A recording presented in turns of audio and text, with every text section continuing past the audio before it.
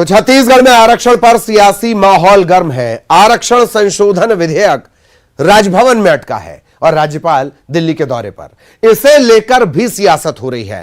कांग्रेस राज्यपाल पर बीजेपी के इशारे पर काम करने का आरोप लगा रही है, जबकि बीजेपी सरकार पर बिना तैयारी के विधेयक लाने का आरोप लगा रही है। छत्तीसगढ़ में आरक्षण पर सियासत जारी है। प्रदेश सरकार और राजभवन में टकराव की स्थिति है। विधानसभा में पारित होने के बाद आरक्षण संशोधन विधेयक राज्यपाल के हस्ताक्षर के लिए अटका हुआ है। राज्यपाल ने सरकार को 10 सवालों की लिस्ट भेजी है, जिसमें आरक्षण विधेयक से जुड़े सवाल उठाए गए हैं। आरक्षण पर जारी इस विवाद के बीच राज्यपाल दिल्ली दौरे पर हैं, जहां राष्ट्रपति, प्रधानमंत्री और गृहमंत्री से मुलाकात कर राज्यपाल विधेयक पर चर्चा करेंगी। प्रदेश कांग्रेस अध्यक्ष मोहन मरकाम ने इस पर तंज कसा है और राज्यपाल पर बीजेपी आरएसएस के एजेंडे पर काम करने का आरोप लगाया है। मोहन मरकाम का कहना है कि राज्यपाल की मंशा के अनुसार ही विशेष सत्र में आरक्षण विधेयक पारित किया गया था। बीजेपी के विधायकों ने सदन में भी इसका विरोध किया था। मोहन मरकाम का आरोप है कि विधेयक सर्वसम्मति से पारित किए जाने के बाद भी बीजेपी और आरएसएस नहीं चाहती कि लोगों को आरक्षण मिले और उन्हीं के इशारे पर राज्यपाल काम कर रही हैं। लगता है भारतीय जनता पार्टी के दबाव में महामहिम राज्यपाल महोदया दस्तखत नहीं करे, क्योंकि भारतीय जनता पार्टी के सम्मानित सदस्यों का विधानसभा में भी दिखा। विधानसभा में भी उस विधेयक को रोकना चाह रहे थे, मगर बाद में सर्वसम्मति जरूर बना। मगर पहले उनकी जो मंशा है, उनका एजेंडा है, वो संविधान बदलना चाहते हैं, आरक्षण देना नहीं चाहते, आर्थिक रूप से, सामाजिक रूप से कमजोर लोगों को आगे बढ़ते देखना नहीं चाहते। भारतीय जनता पार्टी का और आरएसएस का हिडन एजेंडा है। उसी एजेंडे पे जो महामहिम राज्यपाल महोदय दबाव में हस्ताक्षर नहीं कर रही है, ऐसा मुझे लगता है। कांग्रेस राज्यपाल पर सवाल उठा रही है, बीजेपी और आरएसएस पर आरोप लगा रही है, लेकिन बीजेपी आरक्षण के मुद्दे पर सरकार को घेर रही है। नेता प्रतिपक्ष नारायण चंदेल ने कहा कि सरकार को आरक्षण की जरा भी चिंता नहीं है।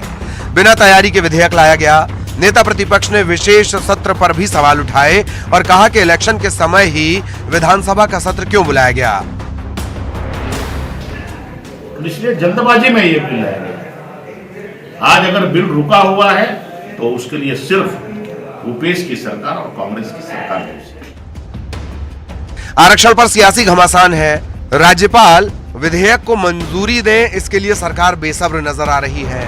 बयानबाजी जोरों पर है। बीजेपी के साथ अब राज्यपाल पर भी बिल अटकाने के आरोप लगाए जा रहे हैं। Bureau report, news 18।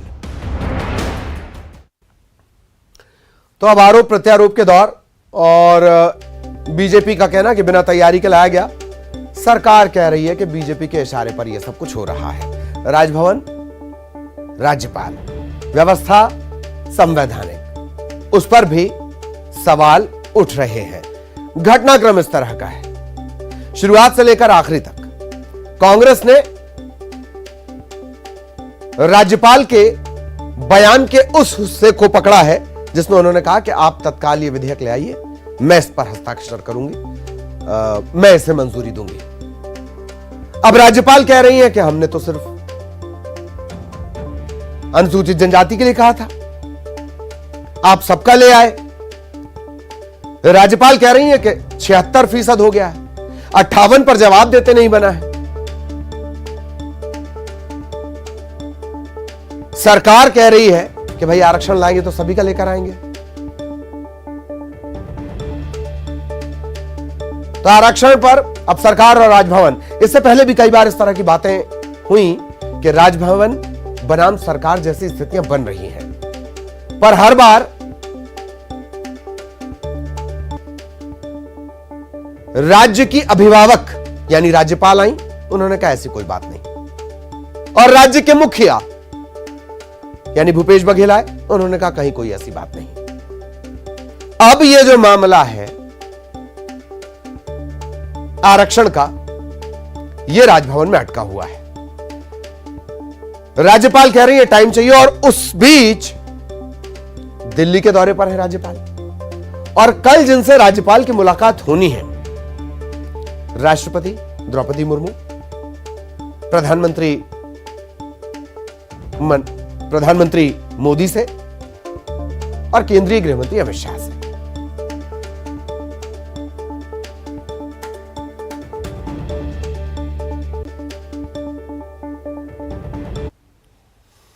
इधर नारायणपुर में धर्मांतरण को लेकर बवाल मचा है। धर्मांतरण को लेकर ग्रामीणों ने मसीही समाज के लोगों के साथ मारपीट की। इसके बाद आरोपियों पर कार्रवाई की मांग को लेकर 8 गांव के लोग कलेक्ट्रेट में धरने पर बैठे। कड़कड़ाती ठंड, 10 के आसपास टेम्परेचर, लेकिन ये धरने पर बैठे रहे। कई घंटे हो गए।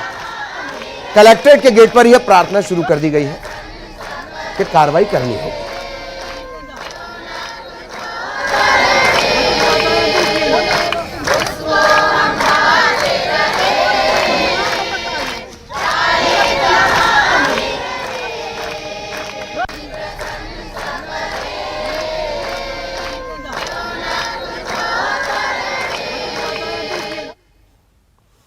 और नारायणपुर के बाद अब कोंडा गांव में भी धर्मांतरण का मामला गरमा रहा है। 6 गांव के ग्रामीण कोंडा गांव कलेक्ट्रेट पहुंचे हैं। इस भीड़ को देखकर सुरक्षा के तगड़े इंतजाम करने पड़े हैं। बड़ी संख्या में यहां भी मसीही समुदाय के लोग कलेक्ट्रेट पहुंचे हैं। आरोप ये कि मारपीट की जा रही है। गांव से बेदखली की शिकायत लेकर ग्रामीण पहुंचे हैं। सुरक्षा मांगी जा रही है।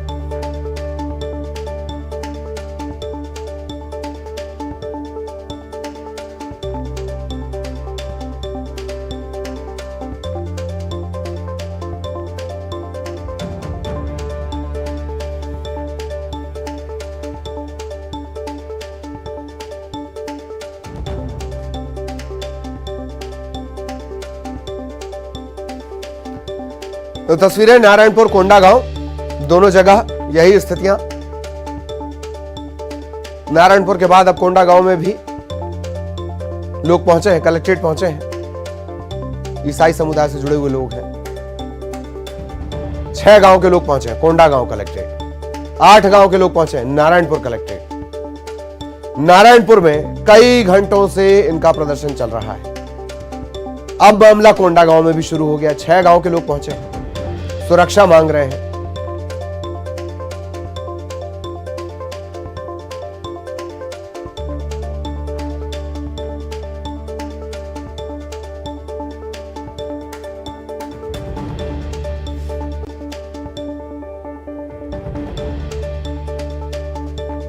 धर्मांतरण का मामला लगातार गर्म है। न सिर्फ छत्तीसगढ़ बल्कि मध्य प्रदेश, पर छत्तीसगढ़ में धर्मांतरण का एक बहुत पुराना इतिहास है। खासतौर पर मिशनरीज पर यह आरोप लगते रहे कि ये धर्मांतरण कर रहे हैं लालच देकर।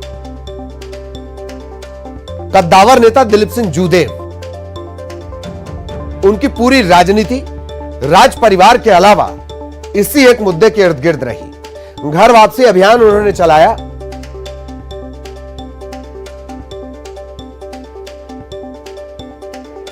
और अब बीजेपी उसी घर वापसी से अपनी वापसी का रास्ता बनाने की कोशिश में है। इन सब के बीच अलग अलग जगहों से तस्वीरें इस तरह की निकल कर आ रही हैं। यह तस्वीर थोड़ी अलग है। कोंडागांव और नारायणपुर में जो पहुंचे हैं, ये वही हैं जिन्हें आरोपी बताया जाता है। ईसाई समुदाय के लोग ये हैं, सुरक्षा की मांग कर रहे हैं। और अब भोपाल से बड़ी खबर, मंत्री उषा ठाकुर ने भी फिल्म का विरोध किया है। पठान का विरोध उन्होंने किया। फिल्म पठान, संस्कृति मंत्री हैं उषा ठाकुर, उन्होंने बयान दिया है जो फिल्में नई पीढ़ी को गलत संदेश दे रही है, जो दंडता सिखाएं, उन पर रोक लगनी चाहिए। ये बात बहुत ध्यान से सुननी चाहिए। रवि किशन को भी, निरहुआ को भी। फिल्म पठान को मध्य प्रदेश में बैन करने का सवाल भी उनसे पूछा गया। उन्होंने कहा सरकार इस पर विचार करेगी। उषा ठाकुर,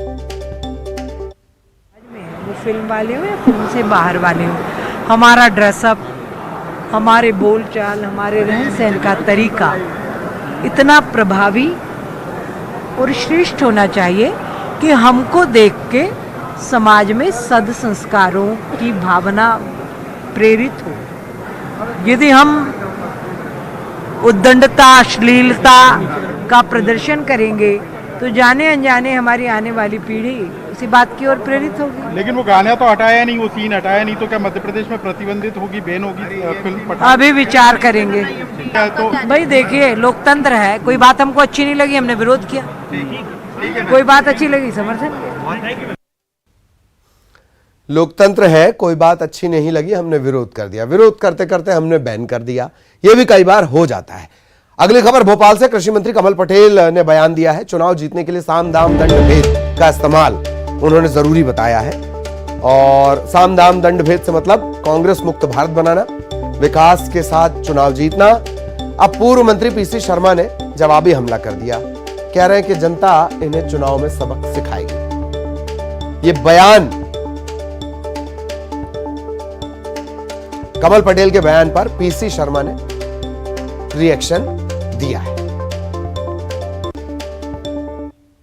भेद का मतलब है हम सबका साथ, सबका विकास कर रहे हैं, तेजी से काम कर रहे हैं। और कांग्रेस को वो अगर डाले तो हम पाते हैं। कांग्रेस को दर्शनीय नीति से हराया हमने और हराएंगे। साम दाम दंड भेद ये वोट नहीं डालते, जनता वोट डालती है, किसान वोट डालते हैं, मजदूर डालते हैं, और ये सब परेशानी कर्मचारी डालते हैं, युवा डालते हैं।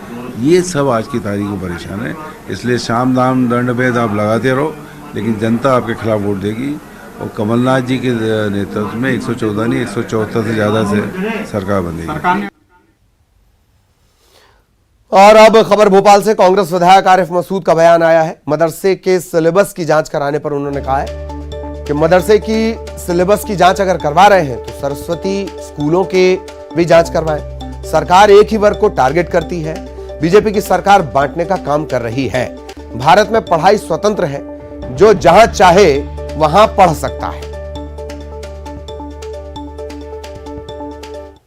को लेकर जो बयान गृह मंत्री ने दिया है उस पर मुझे ऐतराज, और ऐतराज इस बात पर है कि जब बार बार मदरसों को टारगेट करते हैं तो आपको कभी सरस्वती शिशु मंदिर भी देखना चाहिए, जो संघ के द्वारा वहां क्या पाठ्यक्रम चल रहा है। और ये देश गांधी का देश है और पढ़ाई स्वतंत्र है, स्टूडेंट स्वतंत्र है, उस पर कोई बाध्य नहीं हो सकता। जिस छात्र को जहां लगेगा वहां पढ़ेगा। इसलिए उठाया कि जब आप मदरसा टारगेट करते हो तो दूसरा क्यों नहीं बोलते, उन पर जांच करने में, नाम लेने में आप क्यों घबराते हो? तो स्पष्ट है कि आप ध्रुवीकरण करते हो, केवल आप बांटने का काम करते हो, जोड़ने का काम नहीं करते। शिक्षा के केंद्रों को इस तरह का काम ना किया जाए। खबर भोपाल से। चुनावी मूड में है कांग्रेस और पीसीसी में लगातार बैठकों का दौर चल रहा है। कांग्रेस के फ्रंटल ऑर्गेनाइजेशन में कसावट दिखेगी। एनएसयूआई, युवा कांग्रेस, महिला कांग्रेस, सेवा दल, इनमें जरूरी बदलाव होंगे। कांग्रेस के प्रभारी जेपी अग्रवाल और फ्रंटल ऑर्गेनाइजेशन की प्रभारी शोभा ओझा ने पीसीसी में बड़ी बैठक ली है। बैठक में चारों फ्रंटल ऑर्गेनाइजेशन, जिनका भी हमने नाम लिया, उसके पदाधिकारी थे। सभी संगठनों को चुनावी मोड में आने, जमीन पर सक्रियता बढ़ाने के निर्देश दिए गए हैं। शोभा ओझा बोलिए कि आने वाले समय में जरूरी बदलाव भी संगठनों में किए जाएंगे। सक्रिय नेताओं, कार्यकर्ताओं को पद मिलेगा, तवज्जो मिलेगी। अपने संगठन से जुड़े वर्गों के साथ सीधे संवाद स्थापित करने के निर्देश दिए गए हैं। कांग्रेस 2023 के विधानसभा चुनावों की तैयारियां तेज कर दी हैं। कांग्रेस अब अपने सभी फ्रंटल ऑर्गेनाइजेशन, सेवा दल, यूथ कांग्रेस, एनएसयूआई, महिला कांग्रेस को जमीनी स्तर पर सक्रिय करने जा रहा है और उसको लेकर आज एक बड़ी बैठक, जिसमें प्रदेश प्रभारी जेपी अग्रवाल और चारों फ्रंटल ऑर्गेनाइजेशन की जो प्रभारी हैं शोभा ओझा, वो मौजूद है। महिला कांग्रेस की बैठक हो चुकी है और अन्य जो संगठन है उनकी भी बैठक होनी है। सर, क्या कुछ दिशा निर्देश आज बैठक में दिए गए हैं? संगठन जो हमारा है वो बड़ा, जो हमारी संस्था है, मेन पेरेंटल बॉडी है, उसके बाद चारों फ्रंटल ऑर्गेनाइजेशन है और जो हमारे सेल हैं, तो ये सब लोग मिलकर काम करेंगे तभी हम किसी नतीजे पे पहुंचेंगे। तो इसीलिए मैंने अलग अलग ये बैठक बुलाई है। शोभा जी इसकी इंचार्ज हैं, तो हम सब बैठकर बातचीत कर रहे हैं कि क्या दिक्कत है, किस तरह हम इसको पूरा कर सकते हैं और किस तरह हम आगे भारतीय जनता पार्टी का मुकाबला करने के लिए इनको तैयार कर सकते हैं। एक नई व्यवस्था देखने को मिली है, चारों फ्रंटल ऑर्गेनाइजेशन से आप कोऑर्डिनेट करेंगी, तो कुछ बदलाव भी इस दौरान होंगे? देखिए, सबसे पहले तो फ्रंटल ऑर्गेनाइजेशन जो एनएसयूआई, यूथ कांग्रेस, महिला कांग्रेस और सेवा दल हैं, एक्टिव है, पर और इनको सक्रिय करके चुनावी मोड में लाने की तैयारी अब शुरू हो चुकी है। साथ सभी क्या कार्यक्रम करेंगे, पूरा कैलेंडर बनाया जाएगा आने वाले महीनों में। और जहां हमको लगता है कि संगठन को में कुछ बदलाव करने की आवश्यकता, वहां भी वो बदलाव होंगे और सक्रिय लोग जो काम करना चाहते हैं उन सभी को तवज्जो भी मिलेगी, सम्मान भी मिलेगा और पद भी मिलेगा। जो संगठन है, फ्रंटल ऑर्गेनाइजेशन है, जिस वर्ग से जुड़े हुए हैं, जैसे एनएसयूआई छात्रों से, यूथ कांग्रेस युवाओं से, महिला कांग्रेस महिलाओं से, इन वर्गों को साधने की जिम्मेदारी, पार्टी के साथ जोड़ने की जिम्मेदारी? देखिए, मैं समझती हूँ 2018 में प्रदेश की जनता ने तो कांग्रेस को आशीर्वाद दिया था और कांग्रेस सत्ता में आई आदरणीय कमलनाथ जी के नेतृत्व में, और उस सत्ता में आने के बाद आदरणीय कमलनाथ जी ने हर वर्ग का ध्यान रखा। बेरोजगारों के लिए रोजगार के अवसर की शुरुआत हुई थी। महिलाओं का अत्याचार प्रदेश में कम हुआ था। महिलाओं की जो पेंशन है बुजुर्गों की वो बढ़ाई गई थी, डबल करी गई थी। गरीबों का ध्यान रखा गया था, गरीबी रेखा के ऊपर लोग आना शुरू हुए थे। किसानों का ध्यान रखा गया था, हर वर्ग का ध्यान रखा गया था। पर जब से सरकार गिरा के बीजेपी सत्ता में आई है, लगातार हम देख रहे हैं बेरोजगारी मध्य प्रदेश नंबर 1 पर, महिला अत्याचार मध्य प्रदेश नंबर 1 पर, भ्रष्टाचार मध्य प्रदेश नंबर 1 पर, हर गलत वजहों के लिए मध्य प्रदेश जाना जाता है। हर वर्ग आज परेशान है। तो हमारे ये तमाम संगठन जो छात्रों से संबंधित है वो छात्रों की लड़ाई लड़ रहे हैं, जो युवक कांग्रेस के हैं वो युवकों की लड़ाई लड़ रहे हैं, महिला कांग्रेस महिलाओं की लड़ाई लड़ रही है, सेवा दल अपना अलग तरह के से काम कर रहा है। तो ये संगठन ज्यादा से ज्यादा लोगों तक पहुंचेगा, उनकी समस्याओं को जानेगा, उनकी लड़ाई लड़ेगा जमीन पर, और निश्चित है कि 2024 के लिए हम अपनी कमर कस के तैयार होंगे और जनता का आशीर्वाद लेके एक बार फिर जनता का राज होगा मध्य प्रदेश में, भ्रष्टाचार खत्म होगा और तमाम बुराइयों से हमें मुक्ति मिलेगी और कांग्रेस का परचम लहराएगा। देखिए, 2023 विधानसभा चुनाव अब नजदीक हैं और कांग्रेस ने तैयारियां तेज कर दी हैं। सभी फ्रंटल ऑर्गेनाइजेशंस को एक बार फिर से जमीनी स्तर पर सक्रिय रहने की जिम्मेदारी सौंप दी गई है। अब देखना होगा कि कैलेंडर तैयार करके कांग्रेस कितने बेहतर रूप से जमीनी रूप पर इस पूरी प्लानिंग को अंजाम दे पाती है। वीडियो जर्नलिस्ट संजय पांडे के साथ न्यूज 18 के लिए भोपाल से वासु चौरे। खबर ग्वालियर से, जजपाल सिंह जज्जी की विधायकी जाने का संकट फिलहाल टल गया है। अशोकनगर के बीजेपी विधायक जजपाल सिंह जज्जी, बड़ी राहत मिली है। हाईकोर्ट की डबल बेंच ने सिंगल बेंच के आदेश पर स्टे लगा दिया। सिंगल बेंच के आदेश को डबल बेंच में चुनौती दी गई थी। सिंगल बेंच ने जज्जी पर एफआईआर के आदेश दिए थे। जुर्माने के साथ विधायकी को शून्य करने के लिए विधानसभा अध्यक्ष को पत्र लिखा गया था। जजपाल सिंह के समर्थन में स्थानीय लोगों में हर्ष का माहौल है, जगह जगह आतिशबाजी हो रही है। अशोकनगर से विधायक हैं जजपाल सिंह जज्जी।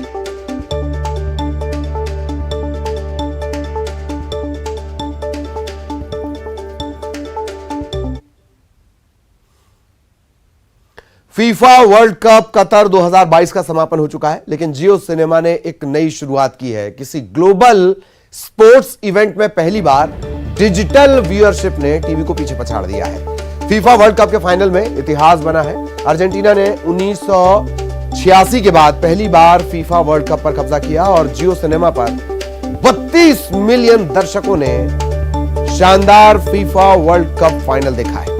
110 मिलियन से ज्यादा दर्शकों ने डिजिटली ये इवेंट देखा। भारत को फीफा वर्ल्ड कप का हाईएस्ट डिजिटल व्यूअरशिप मार्केट इस दौरान ये बना है।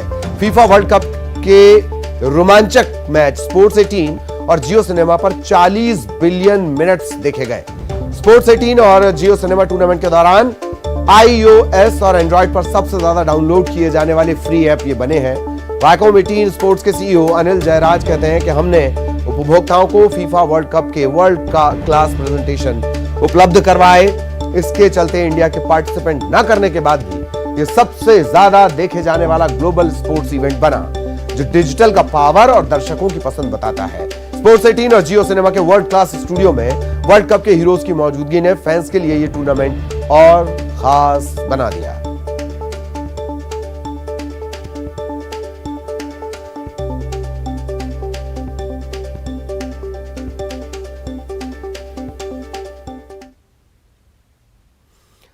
खबर रायपुर से, कांग्रेस प्रदेश कार्यकारिणी की बैठक खत्म हो चुकी है। पीसीसी अध्यक्ष मोहन मरकाम ने बयान दिया है। हाथ से हाथ जोड़ो अभियान पर चर्चा हुई है। बूथ स्तर तक पदयात्रा करेंगे कांग्रेस के कार्यकर्ताओं के घर झंडा फहराया जाएगा। राष्ट्रीय अधिवेशन को लेकर मरकाम ने कहा कि AICC all India Congress committee के निर्देश पर काम किया जाएगा। देवव्रत हमारे साथ जुड़े हुए हैं। देवव्रत, और क्या कुछ इस बैठक से निकल कर आया?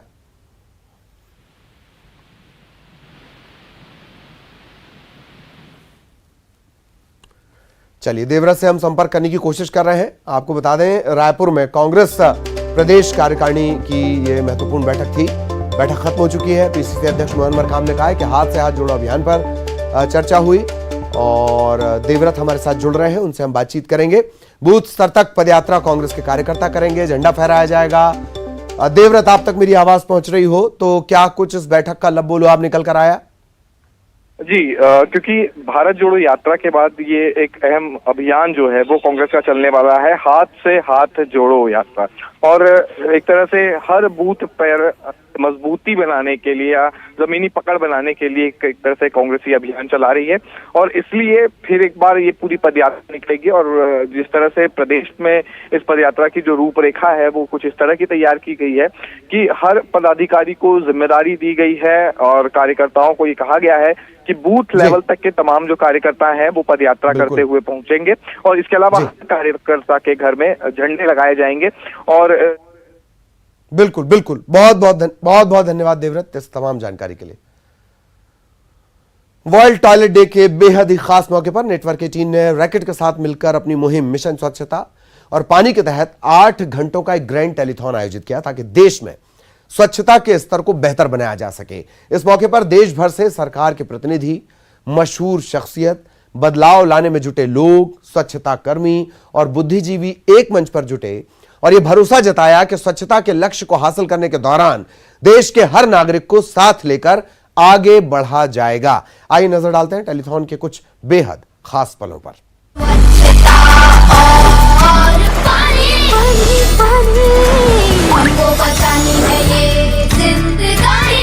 स्वच्छता के लिए पानी चाहिए, पानी के बिना स्वच्छता नहीं हो सकती। इसलिए पानी को हम बना तो नहीं सकते लेकिन पानी को बचा तो सकते हैं। इसलिए हमने सोचा सभी धर्म गुरुओं को जोड़कर ग्लोबल इंटरफेथ वॉश अलायंस बनाया ताकि सबको उनकी सबकी जो पावर है वो अपनी पावर को यूज करके सारे कांग्रेगेशन के साथ मिलकर उनको जगाएं, उनमें अवेयरनेस लाएं, एजुकेट करें। दूसरी बात, इसके लिए हमने परमार्थ निकेतन गंगा के पावन तट पर एक वर्ल्ड टॉयलेट कॉलेज खोला। उसके माध्यम से पानी और स्वच्छता दोनों का बनाया, क्योंकि पानी मिशन और स्वच्छता मिशन ये दोनों एक दूसरे के पूरक हैं।